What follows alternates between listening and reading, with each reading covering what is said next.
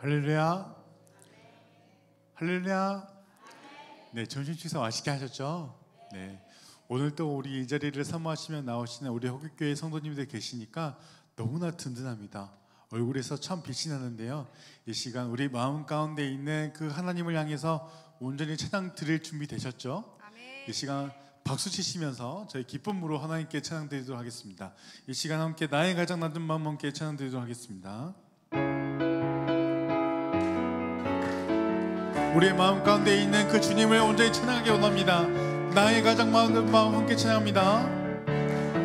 나의 가장 낮은 마음 주님께서 기뻐하시고 작은 일에 큰 기쁨을 느끼게 하시는 동안 내가 지쳐 무력할 때 주님 내게 힘이 되시고 아름다운 하늘나라 내 맘에 주시는도다. 우리에게 축복하신 하나님 사랑 낮은 자를 높여주시고 아름다운 하늘나라 허락하시고 내 모든 것 우리의 온 힘을 다하여 주를 찬양하기 원합니다. 찬양함의 기쁨을 찬양함의 기쁨을 감사함의 평안을 간구함의 하나님 알도록 다시 한번 전심을 다하여 찬양합니다. 나의 가장 낮은 마음 나의 가장 낮은 마음 주님께서 기뻐하시고 작은 일에 큰 기쁨을 느끼게 하시는 동안 내가 지쳐 무력할 때 주님 내게 힘이 되시고 아름다운 하늘나라 내 맘에 주시는도다. 우리에게 축복하신 하나님 사랑 낮은 자를 높여주시고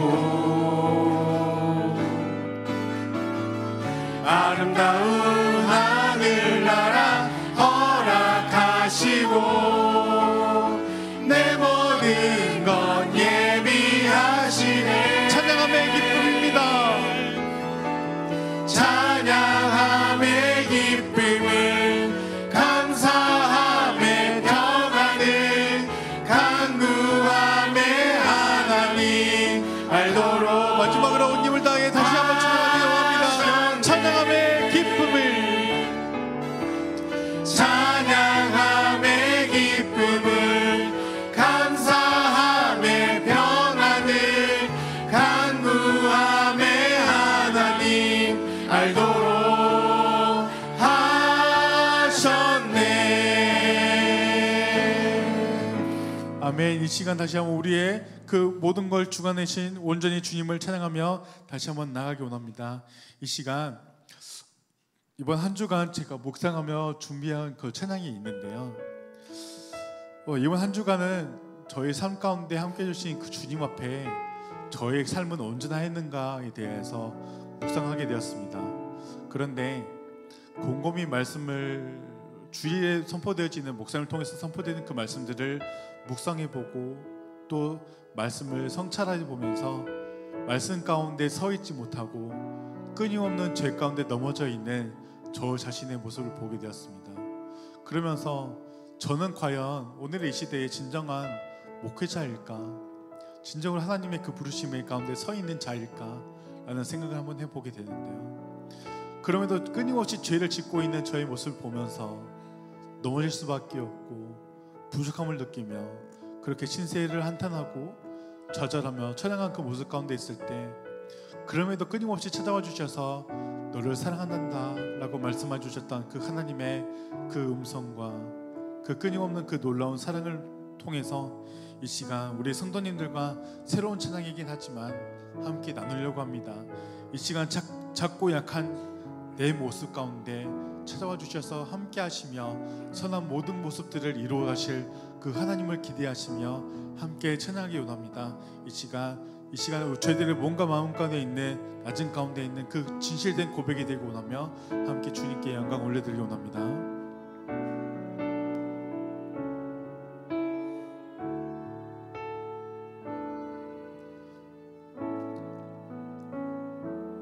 작고 약한 내 모습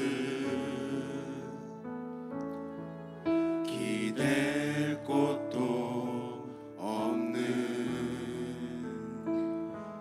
나를 위로하시려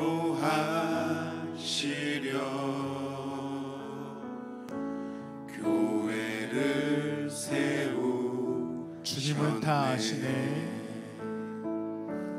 주님은 다 아시네. 내가 넘어질 것도 그런 나를 위하여 교회로 우리 모두 세우셨네. 우리 모여 사랑할 때 우리 모여 사랑할 때 주님 위로하시네. 우리 함께 기도할 때 회복을 이루시네. 너를 위해 눈에 보이지 않아도 주가 이뤄가심을 믿네. 주께서 세우신 이 교회와 하나 되게 하심을 마음 다해 힘써지기리라.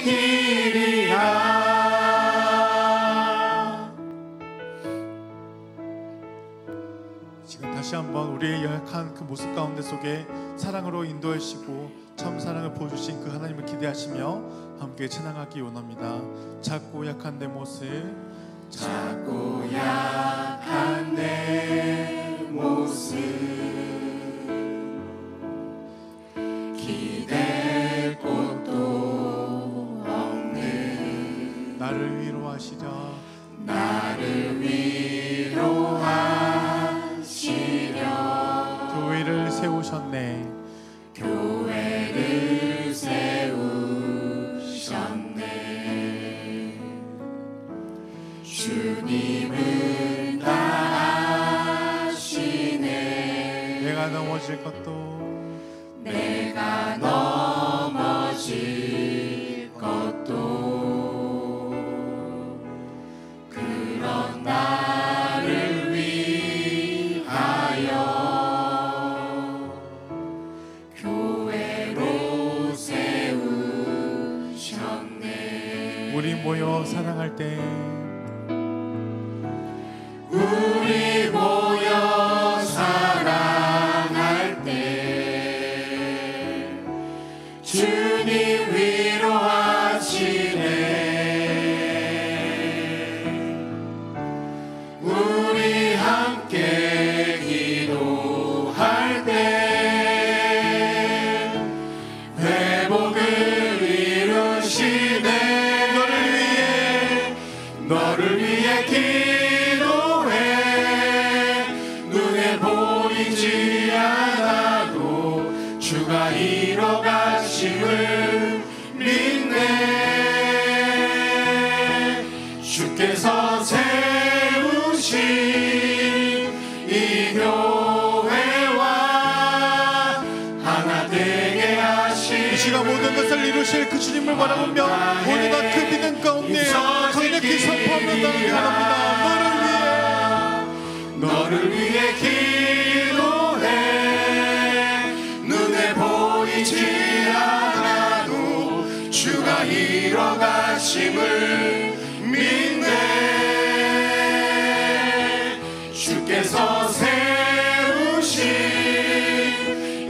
교회와 하나 되게 하심을 마음 다해 힘써 지키리라. 그렇습니다. 우리는 오늘의 세상을 살아감에 있어서 늘 끊임없이 무너지고 죄 가운데 넘어지며 하나님께 범죄함으로 하나님의 그 목전에서 악을 행하며 나아갑니다.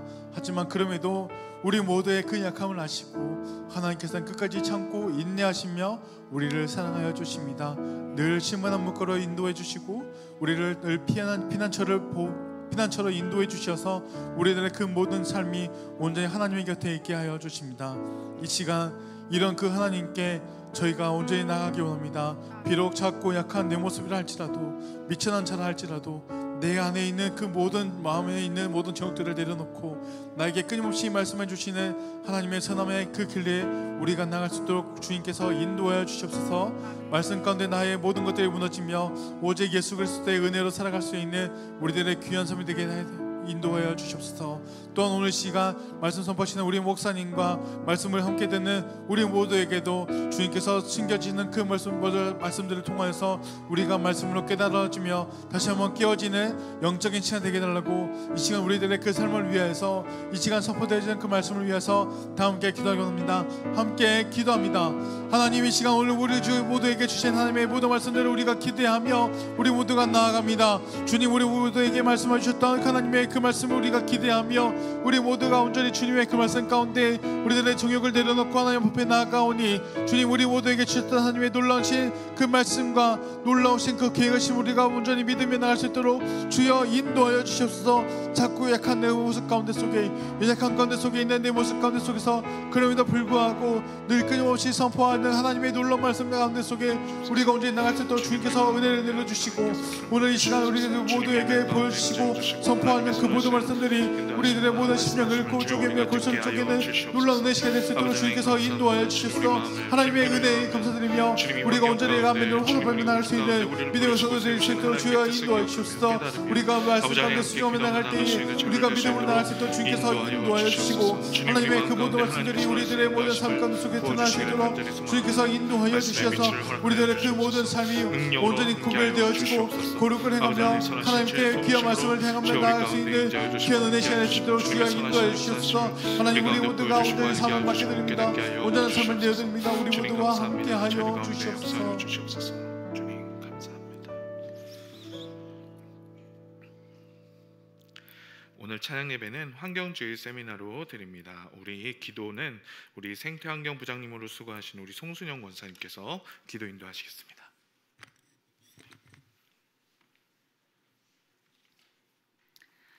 찬양받기에 합당하신 하나님 아버지, 무더운 여름이 지나고 화창한 가을에 저희를 하나님의 전으로 불러주시고 주님을 찬양하며 믿음으로 예배하게 하시니 감사드립니다.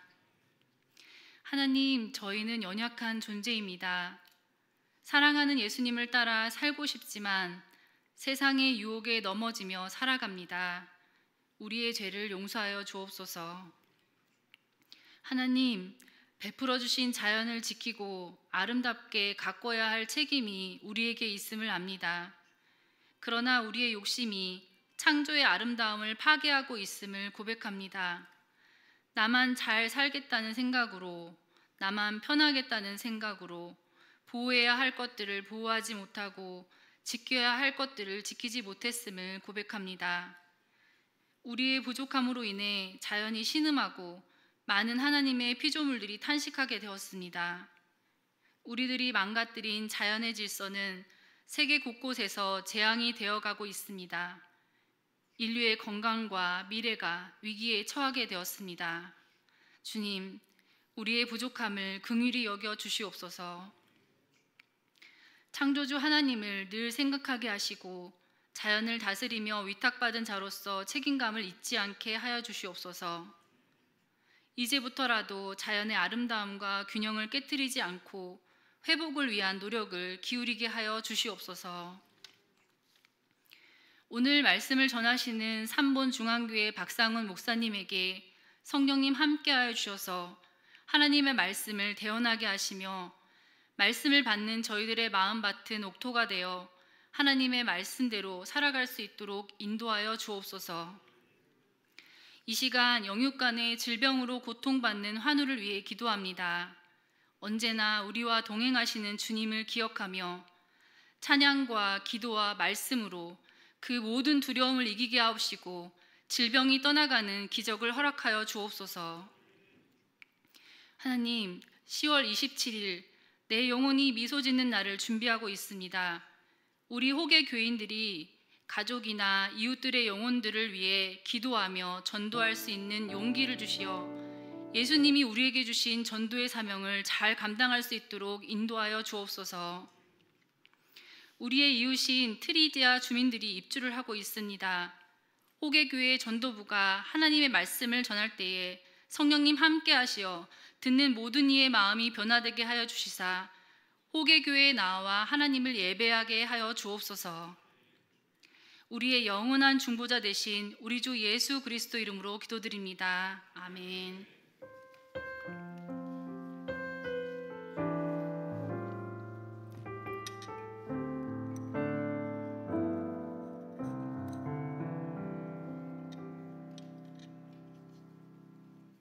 이 시간에 우리 또한 생태환경부원으로 함께하고 계시는 우리 임효진 집사님께서 성경 봉독 해주시겠습니다.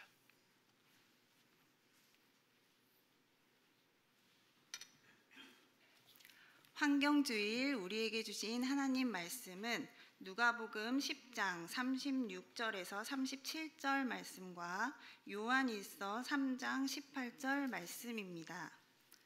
신약성경 111면과 391면에 있습니다. 누가복음 10장 36절에서 37절 그리고 요한일서 3장 18절입니다. 찾으신 줄 알고 봉독하겠습니다. 내 생각에는 이 세 사람 중에 누가 강도 만난 자의 이웃이 되겠느냐? 이르되 자비를 베푼 자이니라. 예수께서 이르시되 가서 너도 이와 같이 하라 하시니라. 요한일서 3장 18절입니다. 자녀들아, 우리가 말과 혀로만 사랑하지 말고 행함과 진실함으로 하자. 아멘. 네, 오늘 저희를 위해 말씀 전해 주실 우리 목사님은요, 우리 박상훈 목사님이시고요, 우리 삼본 중앙교회 담임 목사님으로 심우하고 계십니다. 우리 전에도 목사님께서 말씀하셨지만요, 우리 교계나 신학계나 이 생태신학이나 환경신학 이런 거에 관심을 기울이기 시작한 것이 채 몇 년 되지 않습니다.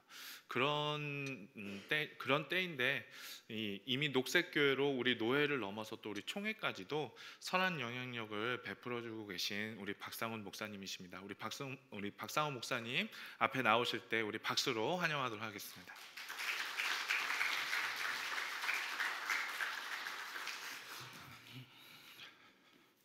박수로 환영해 주시니 감사를 드립니다. 이 자리에 제가 두 번째 실은 서는 겁니다. 전에 우리 강 장로님이랑 임직할 때 아마 제가 축사로 왔던 것 같습니다. 또다시 우리 성도님들을, 호계교회 성도님들을 뵐 수 있어서 정말 감사를 드립니다. 주님의 은총과 평화가 우리 호계교회 위에 또 모든 성도님들의 삶 가운데 함께 하시기를 기도합니다. 저는 소개받은 대로 삼본중앙교회 안양로의 서부시찰 같은 시찰에서 목회를 하고 있는 박상훈 목사입니다. 그리고 총회에서 기후정의위원회라고 하는 것이 있는데 그 기후정의위원회 서기로 활동을 하고 있고요. 총회 올해 생태선교운동본부라고 하는 것이 만들어지기로 이번 총회 때 헌의안이 올라갈 줄 알았는데 규칙부에서 또 제동을 걸어가지고 올라가진 못했습니다. 그렇지만 총회 생태선교운동본부 계속 움직이고 있고 거기에 이사로 또 실행위원장으로 또 일하고도 있습니다. 저희 안양로의 생태정의위원회 위원장으로도 또 일하고 있고요. 저도 학위 논문을 가능하면 생태 쪽으로 다시 써보려고 생태신학을 지금 열심히 공부하고 있고, 올해는 조금 엉뚱한 거지만 산림치유사가 돼서 산림치유 활동, 특별히 저희 교회에서 생태학교를 운영하고 있습니다. 저를 이렇게 소개하는 것은 제가 잘났다고 이렇게 이야기하는 게 아니라, 오래전부터 환경에 관한 일을 했고 지금도 하고 있고, 그래서 오늘 호객교회 환경 세미나에 적합한 사람을 부르셨다 하는 말씀을 드리기 위해서 이렇게 감히 한번 저에 대한 소개를 해봅니다. 나름 환경 전문가니까 오늘 이 설교는 환경에 관한 아주 조금 어려운 설교가 될 수도 있겠지만, 무겁고 어려운 설교지만 아주 중요한 설교니까 잘 들어주셨으면 고맙겠습니다. 그런데 요즘 일부 생태주의자들은 이 환경이라고 하는 말보다는 생태계라고 하는 말을 사용하자, 이렇게들 이야기합니다. 환경이라고 하는 말 속에는 다른 생명종을 배제하고 이야기하는 인간 중심주의가 담겨 있다는 것이죠. 생태계라고 하는 말에는 세상의 모든 생물, 무생물들이 상호 연결 속에서 서로 살아간다 하는 말이 내포되어 있습니다. 제가 살고 있는 3번 지역 수리산도 늘 그저 그 자리에 있는 것처럼 보이지만, 그 속에 온갖 생명들을 품어 안고 물을 저장하기도 하고 흘려보내기도 하고, 그렇게 높진 않지만 구름을 만들기도 하고 우주의 리듬을 만들고 있습니다. 그 산의 골짜기마다 흐르는 시내, 또 강도 마찬가지입니다. 온갖 생명을 품에 안고 흐르고 또 흐르면서 생명을 풍성하게 하는 일들을 그 산과 물이, 바람이 하고 있죠. 인격성이라고 하는 것이 없다 뿐이지 산도 강도 다 살아있는 실체임이 분명합니다. 인간은 하나님께서 만드신 그 생태계에 뒤늦게 초대받은 손님입니다. 손님이 가져야 될 가장 중요한 덕목은 손님이 주인이 아니다 하는 사실을 인지하는 것이죠. 즉 손님은 주인이 정한 법을 따라야만 합니다. 무도한 무리처럼 주인 집을 난장판으로 만들면 안 되는 것이죠. 제가 오늘 여기 와서 설교를 하지만 호객교회 손님이지 않습니까? 이렇게 손님으로 왔는데 제가 마치 담임 목사인 것처럼 당회를 주관하고 교회의 이런저런 일들을 결정하고 성도님들에게 막 이런저런 지시를 하면 여러분 어떻습니까? 뭐 저런 목사가 다 있나 그렇게 생각하겠죠. 손님은 주인이 아니라고 하는 것을 잊지 않아야 되는 것이죠. 그런데 지금 지구상에서 벌어지고 있는 일들이 이것과 다를 바가 없다는 것입니다. 인간은 하나님의 동산을 잘 돌보라고 요청받은 손님임에도 불구하고 그 동산의 나무를 함부로 베고 값진 것을 얻기 위해서 땅을 파헤치고 오염시켜 왔습니다. 필요한 것을 얻기 위해서 자연을 윽박지르고 닥달한 것이죠. 그리고 사람들은 이런 닥달질을 개발 혹은 발전이라고 말합니다. 하지만 저는 분명하게 그것은 개발 발전이 아니라 닥달질이다, 그렇게 말하고 싶습니다. 지구의 장구한 역사 가운데 지난 200년의 세월, 그리고 최근 30년 동안 자연에 대한 인간의 닥달 행위는 아주 최고조에 이른 시기입니다. 그 결과 우리의 고향 지구는 황폐하게 변하고 말았습니다. 생태계의 균형이 무너졌고요. 지난 여름 몸소 체험하셨듯이 여기저기서 기상이변, 자연재해가 빈번하게 일어나고 있고요. 급기야는 코로나19와 같은 감염병이 우리의 생존을 위협하고 있습니다. 코로나19 이후에 또 어떤 감염병이 등장할지 누구도 예측할 수 없는 상황이 되어버렸죠. 사람들은 뒤늦게 이런 사태의 심각성을 인식했습니다. 각 나라마다 재생에너지를 만든다고 애쓰고 있고요. 기업들은 스스로 정한 아리백이라고 하는 거 여러분 많이 들어보셨죠? 아리백이라고 하는 것을 들고 나와서 재생에너지를 사용하지 않는 기업과는 거래를 하지 않겠다 말하고 있고요. 또 각 나라마다 탄소 중립위원회가 발족되기도 하고 기후 위기를 되돌릴 수 있는 방안을 찾으려 안간 힘을 다하고 있죠. 하지만 아쉽게도 이런 노력들이 다 경제 논리에 압도당하고 있다는 것이 우리의 현실입니다. 폭우와 폭염이라고 하는 엄청난 기후재앙을 겪으면서도 우리의 삶을 바꾸고 있습니까? 정부의 정책이 성장에서 생명으로 그 정책을 그 어떤 나라가 바꾸고 있습니까? 저는 4년 전에 우리 인류에게 다가온 이 코로나19는 우리 문명에 대한 일종의 빨간 신호등이라고 생각이 됩니다. 가속 페달에서 발을 떼고 브레이크를 밟아서 잠시 멈추어 돌아보라는 것이죠. 부푼 욕망을 다 채우면서 사는 것이 행복의 길이라고 하는 거짓 신화에서부터 벗어나라고 하는 신호가 바로 코로나19라고 생각이 됩니다. 우리가 많이 경험하지 않습니까? 부푼 욕망을 따라서 살면 참 좋을 것 같지만 오히려 그 욕망을 쫓아가다가는 더 어려워진다고 하는 사실 말입니다. 욕망이라고 하는 이름의 기관차가 우리를 이끌 때 오히려 행복으로부터 더 멀어진다는 것이 세상이 배운 지혜, 진리입니다. 몸이 아프면 모든 일정을 재조정하고 쉬는 게 지혜입니다. 하던 일이니까 계속 하다가 보면 우리 몸이 감당하지 못하고요. 결국 병이 들고 병도 더 깊어질 수 있습니다. 멈추라고 하는 코로나 빨간 신호등이 켜졌음에도 불구하고 인류는 멈추지 않은 채 계속 가속 페달을 밟고 신호를 무시한 채 달렸습니다. 늦었지만 이제는 멈추어야 할 시간입니다.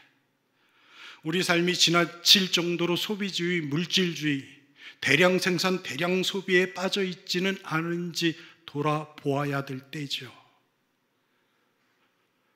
우리 그리스도인들이 맺어야 되는 성령의 9가지 열매가 있는데 지금은 우리 그리스도인들에게 그 9가지 열매 중에 제일 마지막 절제라고 하는 열매를 맺어야 할 때입니다.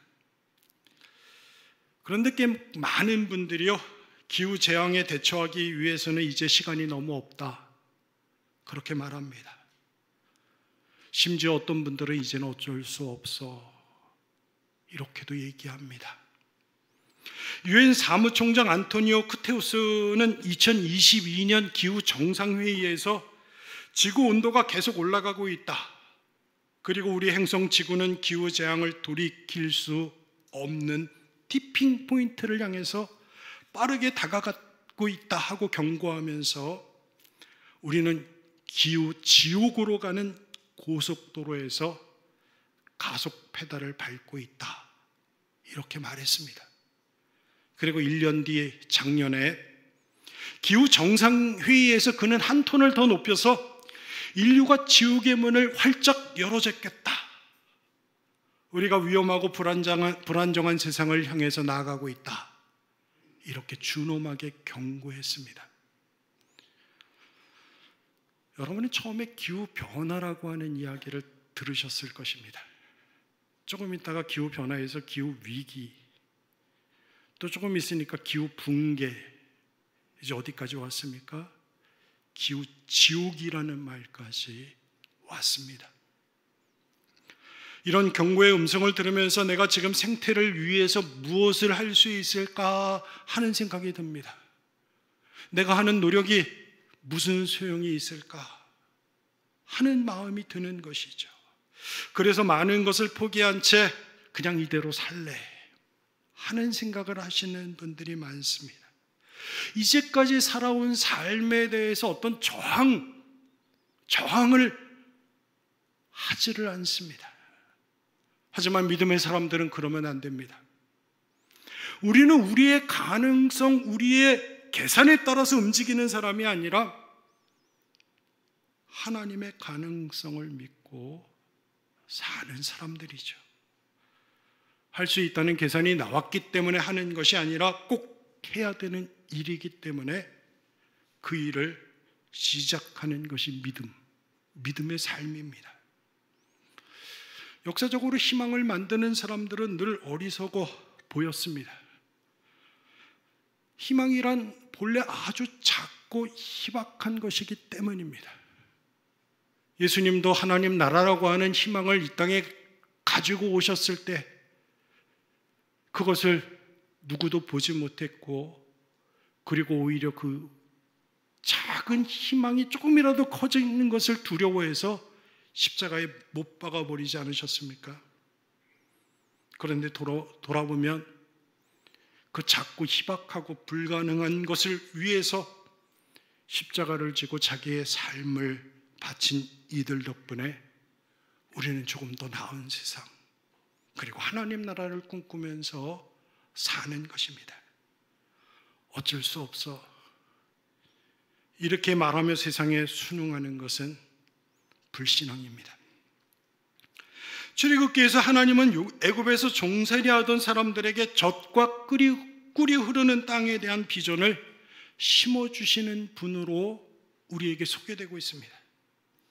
예수님은 로마 제국이 지배하는 세상에서 사람들에게 하나님의 나라, 그 꿈을 심어주셨습니다.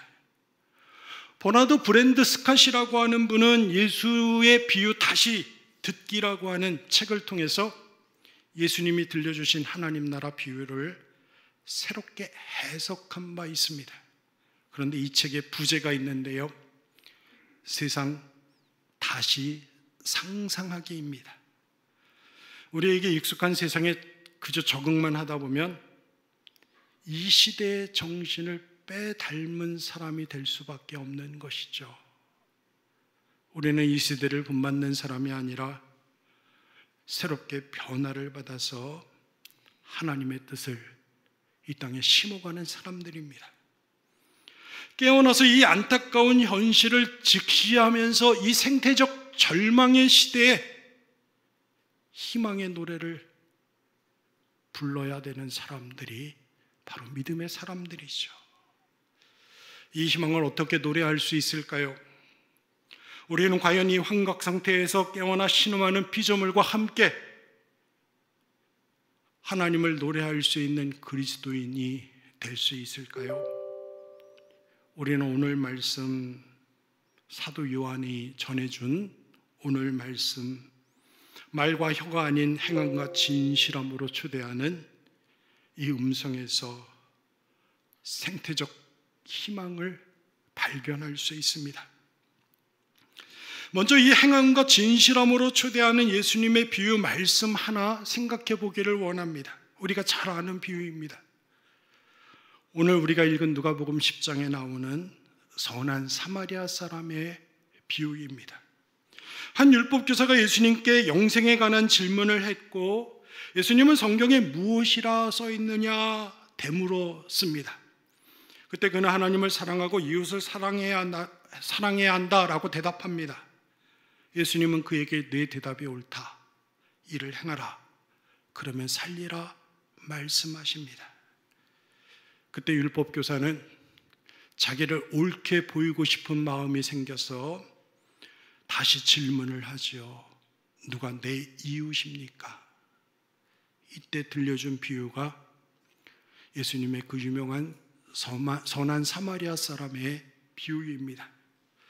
우리는 율법학자와 예수님과의 대화와 선한 사마리아 사람의 비유, 이 말씀을 통해서 예수님이 우리에게 요청하시는 한 가지 선택 그리고 행동을, 한 가지의 선택과 행동을 요청받고 있습니다.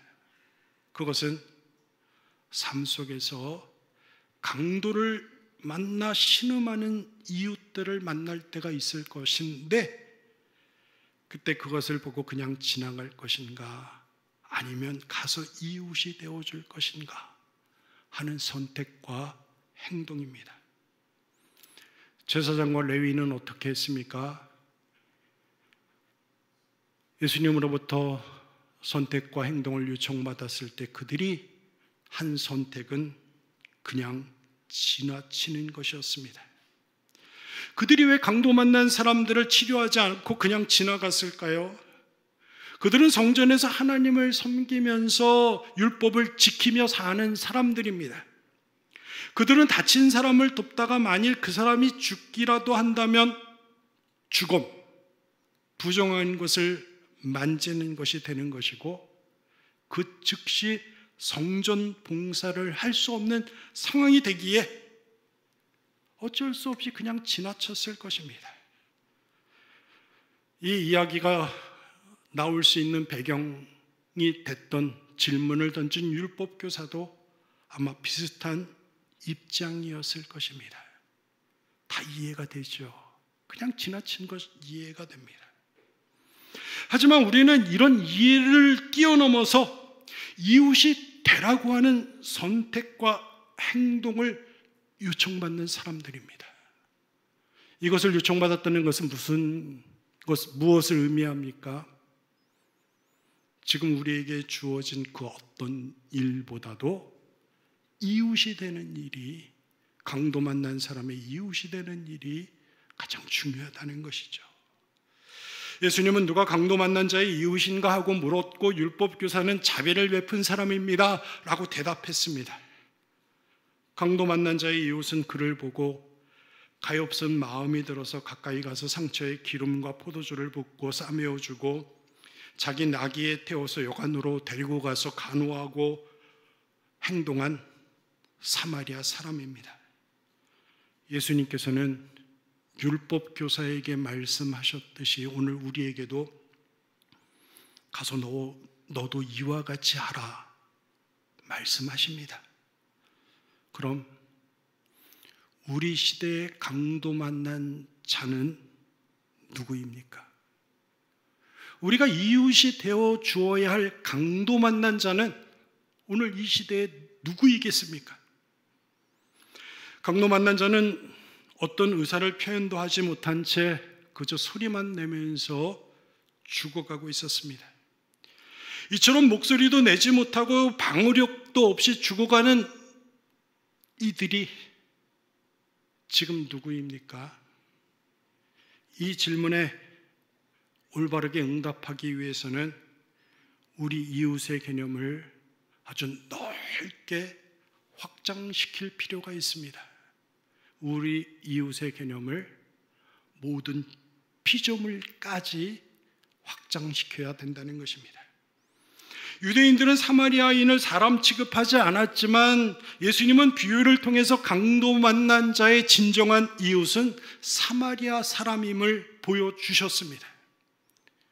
이웃의 범위가 사람 취급을 받지 못하고 있던 사마리아 사람에게까지 확장된 것이죠. 오늘 우리도 이 이웃의 범위를 이렇게 더 확장시킬 필요가 있다는 것입니다. 예수님을 잘 믿는다는 것은 어쩌면 이렇게 이웃의 범위가 좁은 곳에서부터 점점 넓혀지는 것이 아닐까 저는 생각을 해봅니다. 이제 우리의 이웃의 범위를 그래서 인간 종을 뛰어넘어서 모든 피조물까지 한번 확장시켜 보자는 것이죠. 그래야 이 지옥을 벗어낼 수 있는 어떤 생태적 희망이 생기기 때문에 그렇습니다. 그런데 우리는 잠깐 돌아보면서 피조물을 이웃으로 여겨도 되나 다시 한번 돌아봐야 되는데요. 우리의 행동, 우리의 생각 모든 근거는 항상 성경 그리고 교회의 전통에 그런 일들이 있었는가 하는 것을 살펴봐야 되는 것이죠. 피조물을 이웃으로 대할 수 있도록 하는 성경의 가르침, 교회 전통이 있는가 한번 살펴보는 것입니다. 성경 속에 또 교회 전통 속에는 피조물을 이웃으로 대하라고 하는 내용이 정말 많습니다. 하나님께서는 창조의 매 순간마다 보시고 참 좋다 그렇게 말씀하셨습니다. 창세기 8장에 나오는 노아 언약은 인간을 뛰어넘어서 모든 피조물이, 인간만이 아닌 모든 피조물이 하나님 앞에서 그 언약의 당사자임을 밝히고 있습니다. 이사야 선지자는 그의 선지서 11장에서 사자들이 어린 양과 뛰노는 모습, 독사굴의 어린이가 손 놓고 장난치는 모습을 통해서 인간과 동물 사이에 친밀함이 이루어지는 하나님 나라 메시아 시대를 예언했습니다. 시편 기자는 시편 곳곳에서 이 모든 피조 세계가 하나님을 찬양하는 찬양 공동체라고 하는 사실을 노래하고 있습니다. 시편 24편, 104편, 148편에서 그런 노래들을 만날 수 있습니다. 요한에게 만물은 말씀이 육신이 되어 그리스도를 통해서 창조된 것이죠. 예수님께서는 세례를 받고 광야로 나가셨을 때 사단의 유혹을 받으셨는데 그때 들짐승들과 함께 계시니 라고 말씀합니다. 그렇게 주님은 피조세계 안에 있는 모든 것들과 모든 생명들과 소통하셨습니다. 그래서 들의 백합화를 보라, 공중에 나는 새를 보라. 피조세계와 친밀하게 소통하셨던 주님은 그 속에서 진리를 보는 눈을 가질 수 있었던 것입니다. 또 교회 역사에서 이런 관계를 발전시킨 성인들에 대한 이야기가 아주 많이 있습니다. 그중 우리가 잘 알고 있는 이야기 가운데 하나가 성 제롬이 사자의 발에서 가시를 제거해 준 일, 성 프란시스가 늑대의 친구가 되어준 일 같은 것들이 있습니다. 이런 이야기는 신앙에서 이웃의 범위가 점점 더 넓어서 타자로 확장되고 마침내 다른 모든 생물 종을 포함해서 만물의 일치까지 이루어주고 있음을 보여주고 있는 내용들이죠. 이 모든 사실을 꿰뚫어 본 사도 바울은 에베소 골로새서에서 예수 그리스도를 만유의 주라고 그렇게 표현하기도 했습니다. 이같이 성경과 전통에서 피조물은 단순한 물질이 아니라 우리의 이웃이라고 하는 사실을 알 수 있습니다. 그리고 무엇보다 사도 바울은 로마서 1장 20절에서 창세로부터 그의 보이지 아니하는 것들, 곧 그의 영원하신 능력과 신성이 그가 만드신 만물에 분명히 보여졌으니 하고 증언합니다. 모든 것 속에 하나님이 계신다는 것이죠. 이 꽃 속에도, 저 자연 속에도, 흐르는 강물 속에서도 하나님을 뵐 수 있다. 그렇게 말하는 것이죠. 이를 신학적으로 범재신론 혹은 만유재신론이라고 그렇게 부릅니다. 우리가 성경과 전통의 이런 가르침에 따를 때 우리 시대의 강도 만난 이웃은 바로 신음하는, 우리 욕망에 의해서 파괴되고 무참하게 짓밟힌 저 신음하는 피조물이 분명합니다. 우리 이웃은 파괴된 산림, 독성물질로, 핵물질로 오염된 바다, 멸종을 눈앞에 두고 있는 많은 생명종, 주거지 파괴로 인해서 난민의 길을 떠나는 기후 난민들 등등입니다. 그러니 그 피조 세계를 파괴하는 것은 우리의 이웃을 죽이는 것이고요, 또 하나님의 언약 당사자를 살해하는 신성 모독이고요. 이웃을 죽이는 일은 곧 나 자신을 괴롭히는 자해적 행위가 되는 것이죠. 이제 조금 전에 했던 질문, 선한 사마리아 비유에서 했던 질문을 조금 바꾸어서 다시 한번 해보겠습니다. 여러분은 강도 만난 이웃, 신음하는 피조물을 보고 그냥 지나시겠습니까? 아니면 그들의 이웃이 되어주시겠습니까? 우리는 예수님의 이 물음 앞에 진지하게 대답해야만 합니다. 우리가 신음하는 피조물의 이웃이 될 때 비로소 생태적 희망의 길을 걸을 수 있는 것이죠. 그리고 그 이웃을 사랑하되 말과 혀로만이 아닌 행함과 진실함으로 사랑해야만 합니다. 저는 그 행함과 진실함으로 사랑하기 위한 실천으로 몇 가지 제안을 우리 호객교회 성도님들에게 드리고 싶습니다. 먼저는 우리가 할 수 있는 작은 일들을 그냥 실천해 가자는 것입니다. 기독교 환경운동연대라고 하는 조직이 있습니다. 1980년부터 교회 안에서 환경운동을 계속해온 그런 조직체입니다. 지금 우리 한국교회 연합운동 가운데 가장 바쁘게 움직이는 곳이 이곳이 아닌가 생각이 됩니다. 여기서 몇 년 전에 생명의 길 초록 발자국이라고 하는 캠페인을 통해서 이렇게 포스터를 만들었는데요. 이거 혹시 교회 붙여놨었나요? 네. 제가 저희 노회에 속해 있는 교회에 한번 다 나눠드려서 아마 여기 호기교회도 붙여놨던 것 같아요. 생명의 길 초록 발자국이라고 하는 캠페인을 통해서 우리가 할 수 있는 일 7가지를 요약해 놓은 것이 있습니다. 이게 뒤로 싹 돌리면 그 7가지가 여기 잘 나와 있습니다.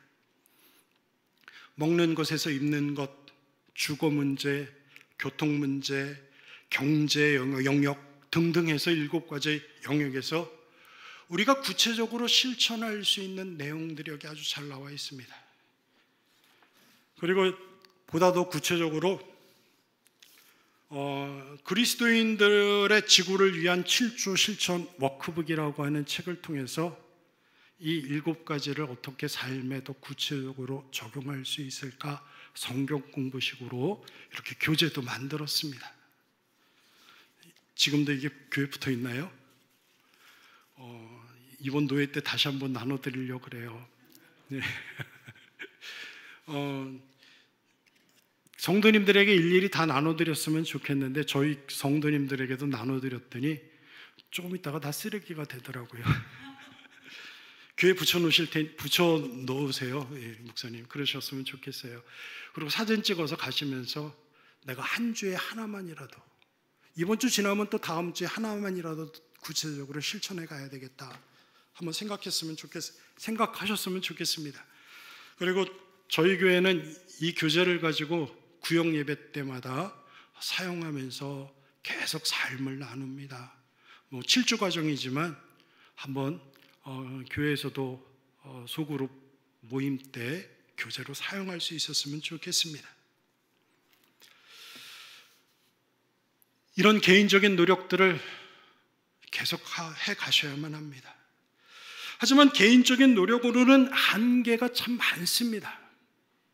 하다가 아까도 말씀드린 것처럼 이거 해서 무슨 소용이 있나 하는 생각도 들 때가 있죠. 그래서 함께 할 수 있는 사람들, 함께 해갈 수 있는 일들을 찾아야만 합니다. 우리 교회가 속해 있는 대한예수교 장로회 통합총회에서는 지난 2022년부터 생명목회 10년이라고 하는 정책을 발표했습니다.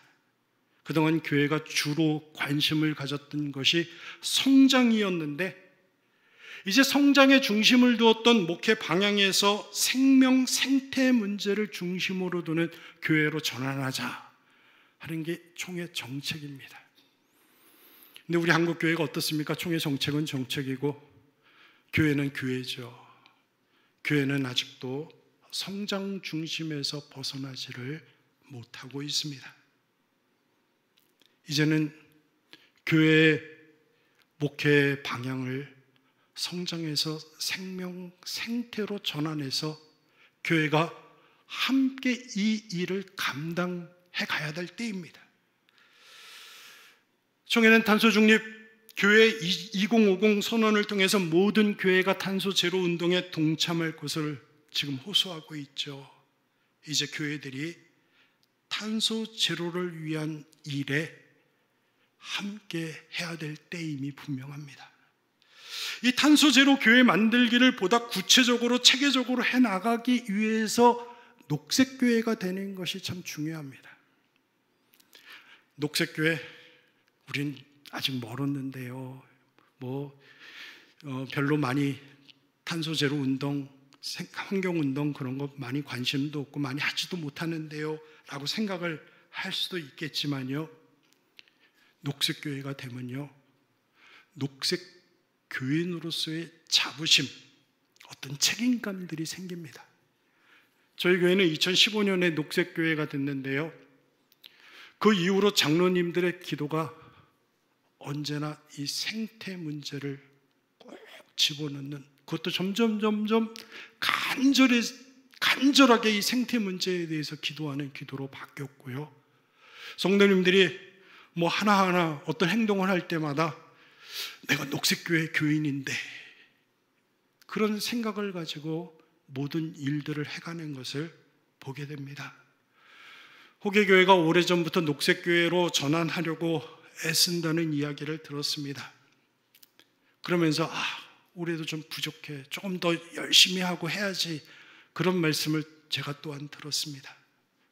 하지만 누가 완벽하게 하고 다 할 수 있겠습니까? 저 이렇게 환경 세미나 이렇게 나가지만 저도 자동차 이용하고요, 여름에 너무 더워서 에어컨 팡팡 틀어놓고 쓰기도 했고요.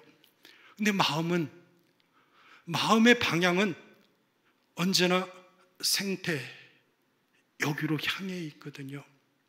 일단은 다 못해도 좋습니다. 시작하는 겁니다. 그리고 우리의 마음의 방향을 그쪽으로 정하는 겁니다. 정해놓고 물론 다시 역으로 갈 수도 있습니다. 하지만 우리가 구원받은 사람이라고 해서 구원받은 사람처럼 다 살아갑니까? 때로는 이리저리 흔들리고 또 흔들리고 뒤로 가기도 하죠. 하지만 방향이 보이지 않습니까? 예수 그리스도께서 가신 저 길, 녹색교회도 그런 마음으로 녹색교회가 돼서 걸어가는 것입니다. 내년에는 꼭 녹색교회로 한번 호계교회가 전환될 수 있기를 바랍니다.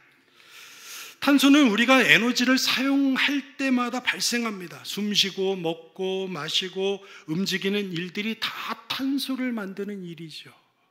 심지어 죽어서도 탄소를 만드는 것이 인간입니다. 이렇게 만드는 탄소를 제로로 만드는 것, 탄소 중립이라고 이야기를 하는데, 이 탄소 중립 운동을 해가셔야만 합니다. 내가 만든 탄소만큼만이라도 다시 탄소가 저장되도록 하는 운동이죠. 그렇게 탄소를 제로로 만드는 일 가운데 하나가 나무를 심는 일입니다. 한국 교회에서 나무를 심는 운동을 쭉 펼쳐왔는데, 그 가운데 하나로 몽골 은총의 숲이라고 하는 것을 만들었습니다. 이 은총의 숲은 나무를 심는 일에 우리 한국교회가 동참할 수 있는 좋은 기회를 제공해주고 있습니다. 기독교 환경운동연대와 한국교회 환경연구소에서는 지난 2008년부터 창조세계의 온전성을 회복하기 위해 몽골 사막 한가운데 직접 살림을 조성하는 은총의 숲 사업을 추진했습니다. 그 넓은 땅에 10만 평, 이제 또 10만 평을 더 빌려서 20만 평의 땅 위에 나무를 심는 일을 하고 있는데요. 저는 처음에 10만 평 그래서 되게 큰가 보다 하고 몽골을 기대하는 마음으로 갔어요. 근데 우리는 10만 평 그러면 클지 모르겠는데 몽골 초원에서 10만 평은 그저 점 하나더라고요. 그 점 하나에 그 다른 곳은 그저 황폐한데 그 점 하나 지역에 나무들이 울창하게 자라고 새들이 찾아오고 또 동물들이 찾아와서 거기서 노니는 모습이 얼마나 아름다운지요. 현재 은총의 숲에는 많은 나무들이 우거져 있고요. 그 초원에 마치 우뚝 솟은 탑처럼 그렇게 숲이 많은 사람들이 지나가면서 볼 수 있도록 잘 조성이 되어 있습니다. 비술나무, 포플러, 짝드, 사와, 비타민, 현지 기후와 토양에 맞는 25,000그루 이상의 나무들이 자라고 있죠. 아울러 양묘장, 관리동, 울타리, 관정들의 기반 시설이 잘 조성이 되어 있고요. 최근에는 거기에 생태교육센터를 만들었습니다. 그래서 지역 주민들, 학생들에게 이 은총의 숲을 기반으로 해서 임농업 교육, 기후 생태교육을 하고 있습니다. 저희 교회에서도 여기 생태교육센터가 만들어지는데 저희 교회는 작은 교회지만 그래도 힘을 보태자 그래서 많은 것을 여기에 헌금으로 보냈습니다. 올해 경기노회에서는 미자립교회 청년들을 모아서 이 몽골 은총의 숲 비전 트립을 다녀오기도 했습니다. 이렇게 지난 15년간 조성된 몽골 은총의 숲은 생태 농업, 임농업으로 지역 주민들에게 경제적 도움뿐만이 아니라 생태 환경 교육의 공간으로 우뚝 세워져 있죠. 우리 한국 교회가 기후 위기에 대응하고 창조 세계의 창조 세계를 회복하는 녹색 교회 모범 사례로 지금 꼽히고 있습니다. 저는 이 일에 호객교회 교우님들도 함께 해주셨으면 고맙겠다 하는 생각이 듭니다. 그리고 우리가 사용하는 에너지 가운데 탄소가 적게 나오는 에너지를 사용하고 만드는 것도 이 탄소 제로 운동의 아주 중요한 운동 가운데 하나입니다. 우리가 사용하는 에너지 그 가운데 탄소가 적게 나오거나 탄소가 거의 안 나오는 에너지를 사용하는 것은 어떤 것일까요? 바로 대표적인 게 태양광 발전이죠. 태양광 발전 혹은 자연에너지, 재생에너지를 만드는 일에 동참해야 되겠죠. 저희도 태양광 발전소를 만들려고 교회 안에다 만들어 보려고 애썼는데요. 저희 교회는 상가교회인데 상가교회는 그런 가설물들을 설치하기 위해서는 굉장히 절차가 복잡합니다. 모든 사람들의 그 소유자들의 동의를 다 받아야 되는데요. 거의 불가능에 가까워서 태양광 발전소를 만들지를 못했습니다. 호객교회는 가능하죠. 다른 어떤 것보다도 한번 태양광 발전소를 만들어서 탄소가 적게 나오는 에너지를 사용할 수 있었으면 좋겠습니다. 그리고 각 가정마다 이렇게 가능하면 태양광 발전을 할 수 있으면 참 좋은데요. 아파트 사시는 분들이 태양광 발전소를 만드는 게 쉽지 않죠. 그래서 여러분들에게 태양광 발전 사업에 동참할 수 있는 길을 한번 또 제시해 보려고 합니다. 태양광 발전 협동조합에 조합원으로 가입하는 것이죠. 저희 교회는 어떻게 태양광 발전을 해볼까 고민하다가 전 교우들이 태양광 발전 협동조합의 조합원으로 가입하는 것을 결의해서 그렇게 가입했습니다. 다행스럽게 우리가 사는 지역에 이 안양, 군포, 과천, 의왕 햇빛 발전 협동조합이라고 하는 것이 있습니다. 그 조합에 가입하는 것만으로도 한 달 1인당 조합원 1인당 한 달 140kW의 전기를 생산하는 탄소 제로 운동에 동참할 수 있게 되는 것이죠. 그리고 또 한 가지, 미국 통계에 의하면 탄소를 발생하는 많은 미국인이, 상위 10%의 미국인이 70%의 탄소를 발생시킨다, 그렇게 말합니다. 그리고 그 다음 50%의 사람들이 한 25%, 나머지 40%가 5%의 탄소를 발생시킨다, 그렇게 이야기를 합니다. 통계가 그렇게 나와 있습니다. 그런데 지금 이 환경운동, 기후위기의 심각성을 느끼고 탄소 제로 운동에 동참하는 사람들은 누구일까요? 탄소를 70% 내는 상위 10%의 사람들은 탄소가 많이 발생하든 기후 위기가 어떻든 그들의 삶에 하나도 어떤 불편함을 느끼지 못합니다. 에어컨 팡팡 틀어놓으면 되고요. 어디 갈 때 아주 좋은 차를 타고 가면 되고요. 멀리 가면 자가용 비행기를 이용하면 되고요. 탄소를 별로 그렇게 많이 발생시키지 않는 하위 40%, 그리고 중위 50% 사람들이 탄소 제로 운동을 하려고 애를 써서 겨우 절약하는 게 탄소 발생 한 5% 정도입니다. 그냥 70%는 탄소가 발생하는 10%의 사람들이 만드는 이 70%는 점점 더 크게 만들어지죠. 불평등을 해소하는 일들이, 그래서 이 탄소 제로에 아주 중요한 일입니다. 불평등의 해소를 위해서 가장 중요한 원칙이 어디에 있습니까? 교회 공동체 안에 있습니다. 사도행전 2장의 초대교회의 모습들을 우리는 잘 기억합니다. 그 초대교회의 모습을 이루기 위해서 교회들마다 애쓰고 노력해야 되는 것이죠. 여기에 대해서는 목사님께서 이미 지금까지 잘 지도해 왔으리라 믿고요. 또 앞으로도 사도행전 2장의 공동체, 호계교회의 공동체를 만드시기 위해서 부단히 애써 가실 것이라고 생각을 합니다. 이렇게 초대교회 공동체와 같은 불평등이 해소된 공동체를 이루어낼 때 탄소 제로의 사역은 더 한층 힘을 받을 것입니다. 그리고 마지막으로 생태적 희망은 세상을 향해 변화를 요구하는 우리 행동에 달려 있습니다. 이 행동의 모범적인 예가 10대 소년 그레타 툰베리라고 하는 소녀의 저항 행동입니다. 여러분, 그레타 툰베리라고 하는 소녀의 이름을 다 들어보셨죠?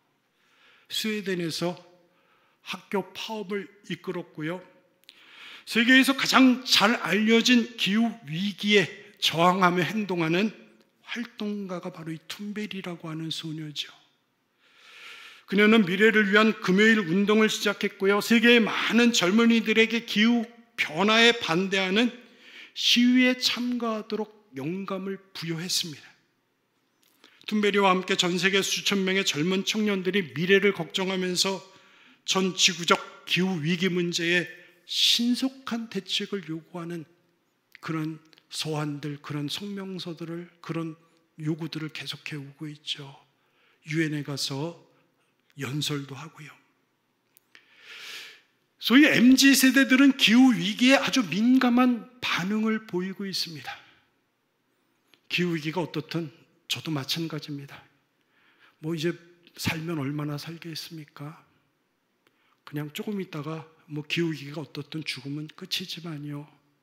우리 다음 세대, 그 다음 세대는 어떻게 하면 좋겠습니까? 다큐멘터리 지구의 온도가 3도, 4도가 되었을 때 하는 그런 다큐멘터리를 보면요, 정말 끔찍합니다. 아직까지는 1.5도 수준에서 머물고 있는데 이것이 곧 2도가 될 것이고 또 3도, 4도로 올라갈 것입니다. 우리 세대는 그렇게 적절하게 넘어갈 수 있는지 모르겠지만 우리 다음 세대, 그 다음 세대는 어떡할까요?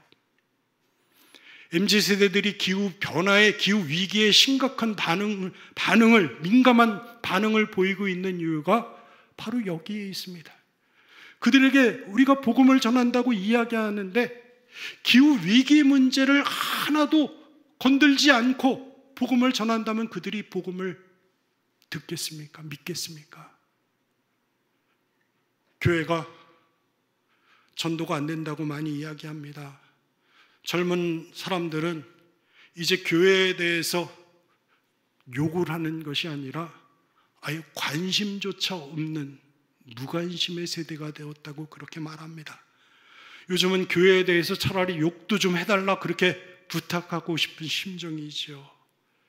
이런 다음 세대에게 우리가 희망을 줄 수 있는 길은 이제는 예수 천당 가지고 되지 않습니다. 기후 문제에 대해서 우리 교회가 이렇게 지금 책임을 지고 있어. 그것이 하나님께서 우리에게 주신 명령이고 예수 그리스도의 삶이야. 그래서 우리는 그대로 살고 있어. 그래야만 우리 젊은 세대에게 이 복음이 먹힐 것입니다. 투메리는 2018년 12월 기후위기 대응회의 COP24 연설에서 저는 2078년에 75세가 됩니다. 만약 내게 자녀가 있다면 그들은 나와 함께 하루를 보내며 당신에게 아직 행동할 시간이 있었는데 왜 아무것도 하지 않았는지 물어볼지도 모릅니다. 당신은 자녀를 사랑한다고 말하지만 여전히 자녀의 미래를 빼앗고 있습니다. 이렇게 말했습니다. 말과 혀로만 사랑하지 말고 행함과 진실함으로 사랑하라 하는 사도 요한의 외침과 다를 바가 없다 하는 생각이 듭니다. 구상 시인은 두 일에 강아지만큼 은총에 눈을 뜬다 하면서 눈을 뜨니 세상은 은총으로 가득하고 모든 것이 새롭고 소중하고 아름답다고 창조의 경이로움을 노래했습니다. 이 경이로운 세상을 우리도 눈뜨고 볼 수 있을까요? 우리 다음 세대, 그 다음 세대도 이 창조의 아름다움을 이같이 노래할 수 있을까요? 주 하나님 지으신 모든 세계에 이 노래가 다음 세대에는 불리지 못할까? 참 아름다워라 주님의 세계는 그 찬양이 다음 세대는 부를 수 없는 찬양이 될까 염려스럽습니다. 이런 경이로운 세상을 눈뜨고 볼 수 있다면 우리는 신음하는 피조물의 이웃이 될 수 있습니다. 사마리아인처럼 은총의 숲처럼 그레타 툰베리처럼 우리 그리스도인들은 열린 지옥의 문을 닫고 하나님 보시기에 심히 아름다운 지구 공동체를 돌보는 일에 생태적 헌신을 해야만 합니다. 시인 오스카 햄머타인은 사랑이라고 하는 시에서 말과 혀가 아닌 행함과 진실함으로 사랑하라고 하는 것을 비유적으로 이렇게 노래하고 있습니다. 종은 누가 그걸 울리기 전에는 종이 아니다. 노래는 누가 그걸 부르기 전에는 노래가 아니다. 당신의 마음속에 있는 사랑도 한쪽으로 치워 놓아서는 안 된다. 사랑은 주기 전에는 사랑이 아니니까. 종은 울리기 전에 그저 하나의 쇳덩어리에 불과합니다. 종소리를 낼 때 종으로 존재하는 것이죠. 아름다운 노래도 묻혀 있다면 노래가 될 수 없습니다. 노래는 부르고 연주할 때 음악이 됩니다. 우리 마음속에 피조세계에 대한 아무리 큰 사랑이 있다고 할지라도 그것을 행함과 진실함으로 실천하지 않으면 그저 소리나는 구리와 울리는 꽹과리가 될 뿐입니다. 사랑은 말과 혀가 아닌 우리의 진실한 손과 발 그리고 온 마음으로 해야만 합니다. 나무를 심고 생태적으로 전환하는 삶을 살아내는 것입니다. 생태 위기 시대를 함께 걷는 우리 호계교회 성도 여러분, 행함과 진실함으로 이 땅에 생태적 희망을 한번 심어가 볼 수 있기를 바랍니다. 자비로우신 하나님, 우리 곁에서 신음하는 이웃, 특별히 말할 수 없는 탄식으로 울부짖는 이 피조물들을 바라봅니다.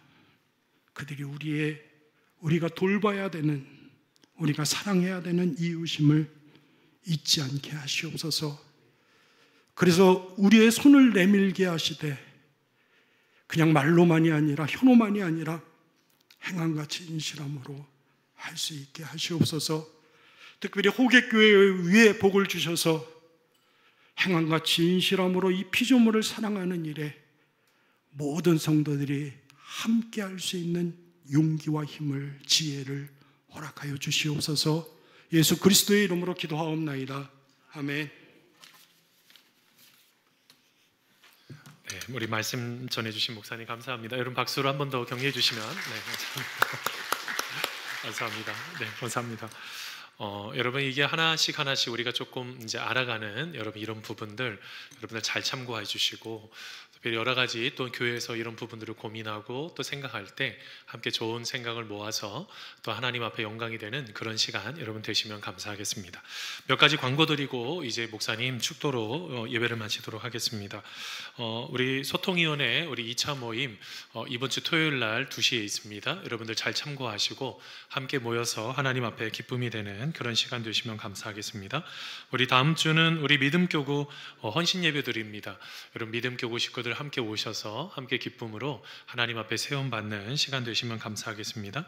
기도하는 엄마들 꽤 여러 명 신청하신 것 같아요. 여러분 어찌됐든 함께 기도함으로 함께 우리의 자녀들을 하나님 안에서 아름답게 세워가시는 시간 되시면 감사하겠습니다. 자, 그 다음에 우리 성지순례팀이 10월 1일 날 이제 새벽 5시에 출발한다고 합니다. 여러분 함께 하나님 안에서 꼭 기도해 주시고 열흘간의 일정들 아시겠지만 이게 가까운 거리도 왔다 갔다 하는 것도 힘든데 그 긴 시간을 또 비행기 안에서 있다가 또 이렇게 진행해야 되는 여러 가지 일정들이 있습니다. 그리고 또 이렇게 이동해야 되는 장소를 이동할 때마다 어찌됐든 좀 먼 거리가 이렇게 진행되는 일정들이 있는데 건강 잃지 않고 아름답게 모든 일정 속에 하나님의 기쁨을, 또한 사도 바울이 걸었던 그 길을 아름답게 잘 걸어올 수 있도록 위에서 기도해 주시면 감사하겠습니다. 그 다음에 우리 이혜신 집사님 이제 늦은 휴가가 됩니다. 이제 성주순례로 같이 이렇게 가게 되는데 이제 교회는 조금 일찍, 여러분 늦게까지 보통 안 오시잖아요. 보통 수요일 빼놓고는 그렇게 늦게까지 활용 안 하시는데 좀 이렇게 교회 장소를 활용할 때 너무 늦은 시간까지 이렇게 활용하지 않으셨으면 여러분 좋겠습니다. 나중에 그런 시간들 잘 이렇게 체크해 주시면 좋겠습니다. 그 다음에 나머지 진행되는 여러 가지 광고들 여러분 하나씩 잘 참고해 주시고 또 하나님의 기쁨을 누리고 다음 주 또 행복함 속에 만나는 시간 되시기를 바랍니다. 우리 이 시간 우리 박상훈 목사님 우리 축도해 주심으로 예배를 마치도록 하겠습니다.